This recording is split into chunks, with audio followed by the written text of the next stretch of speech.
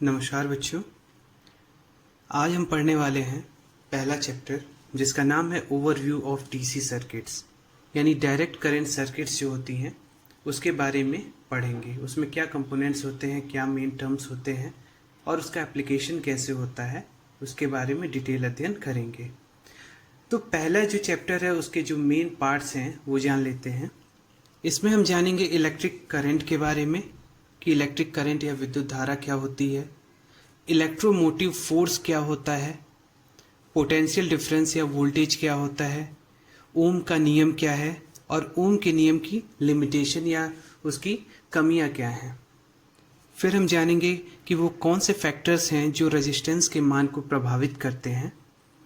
इसके अलावा रजिस्टर्स के सीरीज और पैरेलल कॉम्बिनेशंस के बारे में पढ़ेंगे और इससे संबंधित कुछ इजी एग्जांपल्स जो हैं उसको सॉल्व करेंगे। इसके अलावा हम किरचॉफ के नियम के बारे में पढ़ेंगे। आपने पहले पढ़ा होगा कि किरचॉफ के नियम दो होते हैं, एक हमारा किरचॉफ करंट लॉ होता है और दूसरा किरचॉफ वोल्टेज लॉ होता है। इसके बाद हम स्टार और डेल्टा कनेक्शंस के बारे में पढ़ेंगे और आपस में इनके कन्वर्जन के बारे में पढ़ेंगे, यानी कि स्टार से डेल्टा में कन्वर्जन कैसे होगा और डेल्टा का स्टार में कैसे कन्वर्जन होगा और इसका किसी भी सर्किट में, इलेक्ट्रिकल सर्किट में कैसे यूज़ होता है स्टार डेल्टा कन्वर्जन का, ये भी पढ़ेंगे। नेक्स्ट हम पढ़ेंगे इलेक्ट्रिक करंट के बारे में। तो इलेक्ट्रिक करंट के बारे में हम जानते हैं कि अगर मान लेते हैं एक पॉइंट ए है और एक पॉइंट बी है, यहाँ से कुछ चार्ज जिनकी संख्या Q है वो T टाइम में B तक फ्लो कर रहे हैं, तो ये चार्ज का जो प्रवाह है T टाइम में उसको हम क्या बोलेंगे, इलेक्ट्रिक करंट कहेंगे। अगर इसको सही से डिफाइन करें तो हम क्या कहेंगे कि आवेश प्रवाह की दर को हम क्या कहेंगे, इलेक्ट्रिक करंट कहेंगे। यानी कि A से B तक अगर Q चार्ज हमारे फ्लो हो रहे हैं तो अगर टाइम फ्लो होने में कितना लग रहा है, T टाइम लग रहा है, तो जो इलेक्ट्रिक करंट जिसको हम I से रिप्रेजेंट करते हैं इसकी वैल्यू क्या होगी, Q/T। ठीक है, यानी कूलाम्ब पर सेकेंड। ठीक है, और इसकी जो SI यूनिट होती है वो होती है एम्पियर। इसको A से रिप्रेजेंट किया जाता है। तो इलेक्ट्रिक करंट के बारे में हमने क्या जाना, अगर सिंपली बोले तो जो हमारे चार्जेस होते हैं उसके फ्लो के रेट को हम क्या कहते हैं, इलेक्ट्रिक करंट कहते हैं। यानी आवेश प्रवाह की दर को हम विद्युत धारा कहते हैं। ठीक है, यानी कि Q चार्ज अगर एक पॉइंट से दूसरे पॉइंट तक फ्लो कर रहे हैं और इस फ्लो होने में टाइम T लग रहा है, तो क्या होगा, Q/T जो होगा वो हमारी विद्युत धारा या इलेक्ट्रिक करंट होगी। इसका यूनिट कूलाम्ब पर सेकेंड या फिर SI यूनिट की बात करें तो ये एम्पियर होगा। नेक्स्ट हम जानेंगे इलेक्ट्रोमोटिव फोर्स के बारे में या EMF के बारे में। अब हमने जाना कि इलेक्ट्रिक करंट फ्लो होती है, कब फ्लो होती है, जब हमारे चार्जेस एक पॉइंट से दूसरे पॉइंट तक मूव करते हैं। लेकिन ये मूव क्यों करेंगे, ऐसे तो नहीं है कि यहाँ चार्जेस कुछ रखे हुए हैं तो वैसे ही अपनी मर्जी से यहाँ मूव करने लगेंगे। उसके लिए क्या करना पड़ेगा, ए पॉइंट से बी पॉइंट की तरफ कुछ फोर्स लगाना पड़ेगा। वो फोर्स कौन सा होगा, वो होगा इलेक्ट्रोमोटिव फोर्स। यानी कि वह फोर्स जो चार्जेस को एक पॉइंट से दूसरे पॉइंट तक मूव करने के लिए फोर्स करता है उसको हम क्या कहते हैं, इलेक्ट्रोमोटिव फोर्स कहते हैं। ठीक है, इसकी भी यूनिट जो होती है वो क्या होती है, वोल्ट्स होती है। ठीक है, इसकी यूनिट क्या होगी, वोल्ट होगी। इलेक्ट्रोमोटिव फोर्स क्या होता है, वह फोर्स जो चार्जेस को एक पॉइंट से दूसरे पॉइंट तक मूव करने के लिए फोर्स करता है उसको हम कहते हैं इलेक्ट्रोमोटिव फोर्स। और इसकी SI यूनिट क्या होती है, वोल्ट्स होती है। देखिए बच्चों, नेक्स्ट हम पढ़ेंगे पोटेंशियल डिफरेंस के बारे में। तो पोटेंशियल डिफरेंस जिसको हम वोल्टेज या वोल्टेज डिफरेंस भी कहते हैं, ये होता क्या है। अब फिर से वही कॉन्सेप्ट है कि A से B पॉइंट तक जब चार्ज मूव करते हैं तो उसको करंट कहते हैं। ठीक है, इलेक्ट्रिक करंट कहते हैं। लेकिन किस फोर्स की वजह से ये फ्लो करते हैं, वो इलेक्ट्रोमोटिव फोर्स की वजह से उत्पन्न फ्लो करते हैं। लेकिन इलेक्ट्रोमोटिव फोर्स पैदा क्यों हुआ? कुछ कारण होगा। तो इसके पैदा होने के पीछे जो मेन कारण है वो है पोटेंशियल डिफरेंस। अगर दो पॉइंट्स ए और बी हैं, अगर इनकी पोटेंशियल एनर्जी सेम होगी, अगर इनकी पोटेंशियल एनर्जी सेम होगी तो यहाँ पे I की वैल्यू 0 होगी, यानी कोई करंट फ्लो नहीं होगी जब इन दोनों को हम आपस में किसी कंडक्टर से कनेक्ट करेंगे। लेकिन अगर इनके बीच में कुछ पोटेंशियल एनर्जी में चेंज है यानी अंतर है, तो उस केस में क्या होगा? जिसका पोटेंशियल ज़्यादा होगा वहाँ से कम पोटेंशियल की तरफ करंट फ्लो होगी। ठीक है, जैसे मान लेते हैं यहाँ पे पोटेंशियल जो है वो हाई है, ठीक है, हायर पोटेंशियल है, और यहाँ पे क्या है? लोअर पोटेंशियल है। तो हमेशा हायर पोटेंशियल से लोअर पोटेंशियल की तरफ करंट फ्लो करेगी। ठीक है, तो करंट की डायरेक्शन हम किधर रखेंगे? इधर रखेंगे। ठीक है, यानी कि पोटेंशियल डिफरेंस क्या होता है? अगर हम इसको डिफाइन करना चाहें तो इस तरह कहेंगे कि एक पॉइंट से किसी दूसरे पॉइंट तक चार्ज को ट्रांसफ़र करने में जो वर्क होता है उसको हम क्या कहेंगे? पोटेंशियल डिफरेंस कहेंगे। यानी एक यूनिट चार्ज को एक पॉइंट से दूसरे पॉइंट तक मूव कराने में या पहुंचाने में जो वर्क डन होता है उसको हम क्या कहते हैं? पोटेंशियल डिफरेंस कहते हैं। ठीक है, ठीक है। तो अब देखिए, हमने बोला कि एक पॉइंट से दूसरे पॉइंट तक हमको एक यूनिट चार्ज को पहुंचाना है, तो जो वर्क डन हम कर रहे हैं उसको हमने कहा पोटेंशियल डिफरेंस या वोल्टेज डिफरेंस। तो अगर मान लेते हैं यहाँ पे VA हमारा पोटेंशियल है और यहाँ पे VB पोटेंशियल है, तो इनका जो डिफरेंस आएगा VA माइनस VB, ये इसका पोटेंशियल डिफरेंस होगा। लेकिन इसकी एक्चुअल वैल्यू कितनी होगी? अगर मान लेते हैं कि नंबर ऑफ चार्जेस जो एक जगह से दूसरी जगह हम फ्लो करा रहे हैं वो Q है, और टोटल वर्क डन हमने कर लिया W। तो यूनिट चार्ज को मूव कराने में जो हमने वर्क डन किया वो क्या होगा? W/Q, और यही होगा हमारा पोटेंशियल डिफरेंस।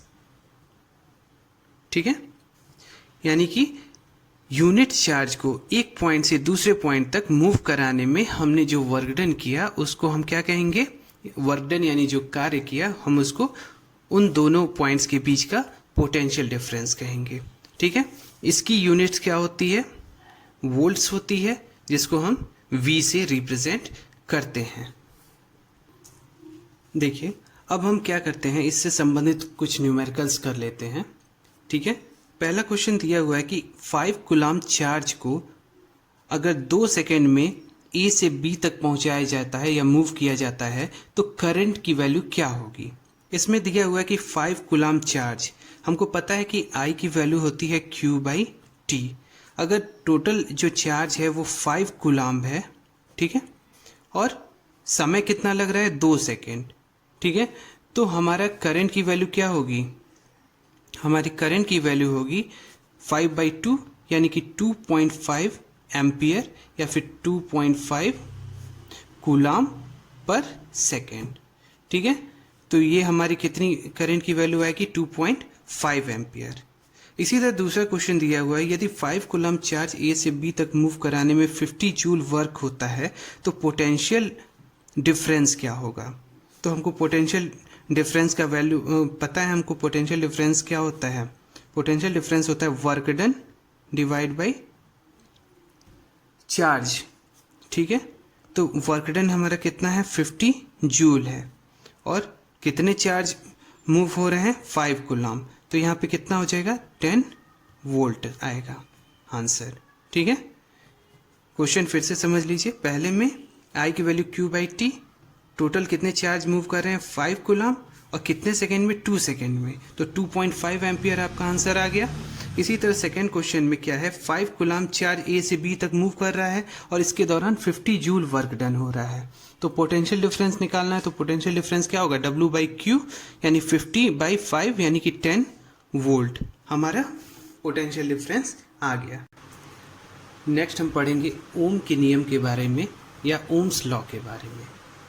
तो ओम्स का नियम जो है, ओम का नियम या ओम्स लॉ ये कहता है कि अगर सभी भौतिक अवस्थाएं जैसे ताप, दाब इत्यादि कांस्टेंट हो, यानी ताप, दाब या जो आर्द्रता है या एटमॉस्फेरिक प्रेशर है, उसमें अगर कोई परिवर्तन न हो, तो उस स्थिति में किसी इलेक्ट्रिकल सर्किट में या किसी विद्युत परिपथ में फ्लो होने वाली करंट आई जो होती है वो अप्लाइड वोल्टेज के समानुपाती होती है।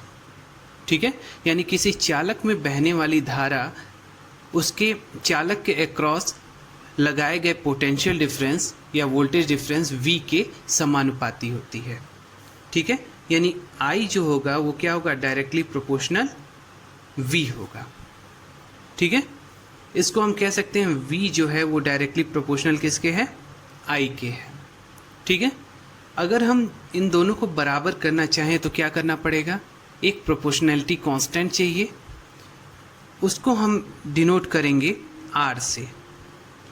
ठीक है, तो क्या हो जाएगा हमारा V equal to R into I, जिसमें R क्या है, एक कांस्टेंट है। ठीक है, तो R को हम लिख सकते हैं V बाई आई। ठीक है, और ये जो R है इसको हम कहते हैं रेजिस्टेंस। ठीक है, या प्रतिरोध। ठीक है, तो इसको कैसे डिफाइन करेंगे, भौतिक अवस्थाओं जैसे ताप आदि के स्थिर रहने पर किसी चालक में वोल्टेज तथा धारा का अनुपात, किसी चालक में वोल्टेज तथा धारा का अनुपात एक कांस्टेंट होता है, एक कांस्टेंट होता है जिसको हम क्या कहते हैं, प्रतिरोध कहते हैं या रेजिस्टेंस कहते हैं। ठीक है, फिर से समझिए, अगर सभी भौतिक परिस्थितियां कांस्टेंट हैं, उस दौरान किसी चालक में जो वोल्टेज और करंट होती है उसका रेशियो क्या होता है, हमेशा कांस्टेंट होता है। उस कांस्टेंट को हम क्या कहते हैं, रेजिस्टेंस कहते हैं या प्रतिरोध कहते हैं।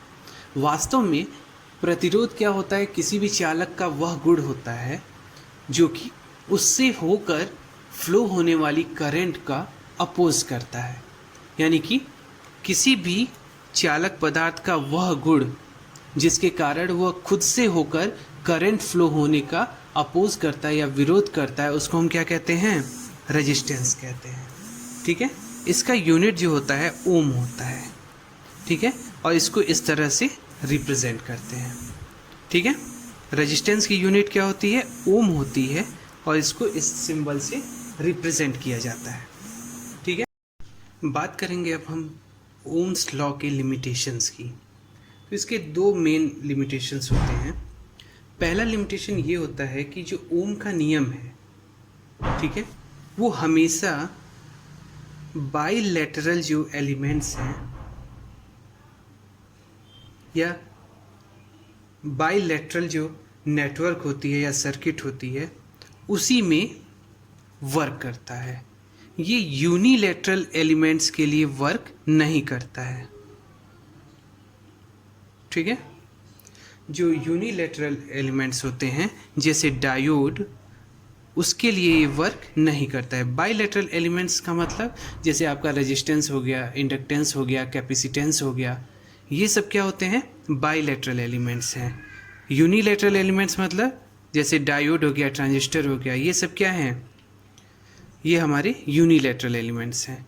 जैसे हम बात करें तो बाइलेटरल एलिमेंट्स की अगर एग्जांपल दे रहे हैं तो आपने रेजिस्टेंस दिया, यानी रेजिस्टेंस एक ऐसा बाइलेटरल एलिमेंट है, यानी कि करंट की डायरेक्शन चाहे इस डायरेक्शन से फ्लो हो या इस डायरेक्शन से फ्लो हो, इसकी जो प्रॉपर्टी है उसमें कोई परिवर्तन नहीं होता है। लेकिन अगर वही यूनिलैटरल एलिमेंट होगा तो एक डायरेक्शन से अगर करंट फ्लो होगी तो उसकी प्रॉपर्टी अलग होगी, अगर दूसरे डायरेक्शन से फ्लो करेगी तो उसकी प्रॉपर्टी कुछ और होगी। जैसे डायोड की बात किया जाए तो एक साइड से अगर हम करंट फ्लो कराएं तो फ्लो हो जाएगी आसानी से, लेकिन दूसरे साइड से करंट फ्लो नहीं होगी, यानी करंट की वैल्यू 0 हो जाती है। इसीलिए हम उसमें फॉरवर्ड बायस और रिवर्स बायस पढ़ते हैं।